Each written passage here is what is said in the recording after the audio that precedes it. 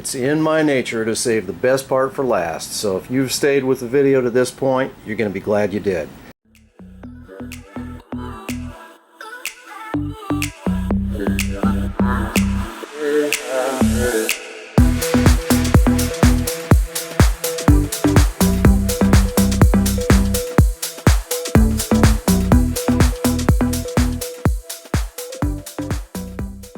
So, zoom in on the cells. Let's go in instead of out. That'd be better.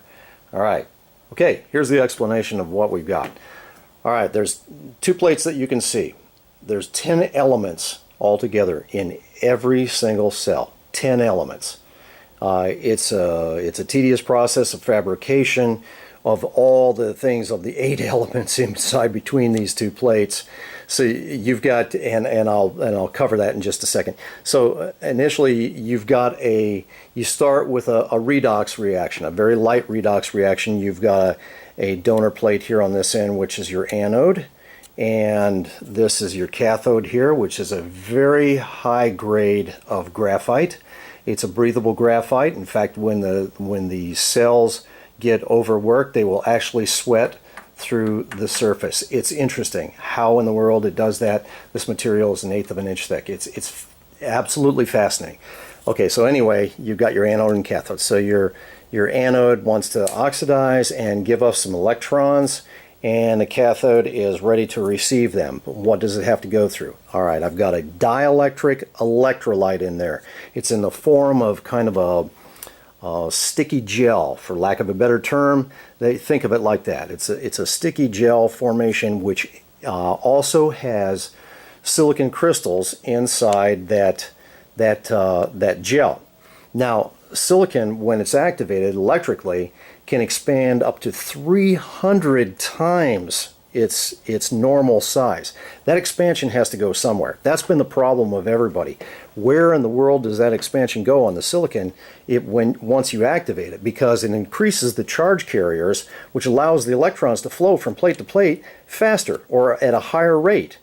So if you don't have some kind of a mechanism to take care of that expansion, you're just going to get fracturing. And fracturing is going to destroy whatever you're doing, the cell. It's going to destroy the cell itself. So where does the expansion go? It goes in the gel. Yeah, it's as simple as that. It goes in the freaking gel. Okay, so that expands. The charge carriers increase. The growth, goes crazy on the silicon. And here comes the electrons from the donor plate to the cathode, from the anode to the cathode. Now it goes through let me explain one other thing before I go any further. The gel is also like a fire retardant.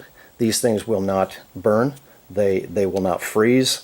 It's very fascinating. It's all eco-friendly. There's no acids. There's no toxic chemistry inside there. It's just that this is the dream I've been waiting for my whole life, and I'm in my early 60s, so that's living the dream for a long freaking time. And here we are, but this actually works. So it goes through the dielectric electrolyte, that sticky gel material, and increases the charge carriers in silicon, and then travels over to the cathode here, and before it gets to the cathode, it goes through a large capacitive layer, the same size as the cell. These are 12 inches square. So initially, you get a very large pulse of current because of that capacitive layer. That's that 3 to 5 amp burst you were seeing on the meter. And as long as there's a little pause in between, you give it enough time for the anode to produce more electrons to send and load up in that capacitive layer to burst. So pulsing is the way to go. If you run these cells constantly with one continuous output, you'll bring the level of the cells will come down, but it will rest at a point. But that point may be 1/3 of what the current capability is. Instead of, let's say if it was 3 amps, it's going to be maybe 1 amp. Now it's a continuous 1 amp, and that's cool, but still, I mean, with a couple amps more, there's a lot more you can do. So pulsing it is a critical point. And let's see, what did I miss? So that's pretty much it without explaining all the chemistry in between, and I don't really want to do that, but I want to tell you how it works and why it works the way that it does. And that's how it works. When you're not putting the cells under a load, the dielectric electrolyte has a tendency to shut down the cell. I don't know how to, it cuts down the redox reaction. In other words, there's hardly any oxidation, if any at all, that happens because that gel will retard that oxidation and protect the donor plate. Who has ever heard of that? There is nothing like these anywhere. I don't care who's working on what, nobody's got anything like this. And we need to go further with this. We need to produce this thing on a large scale.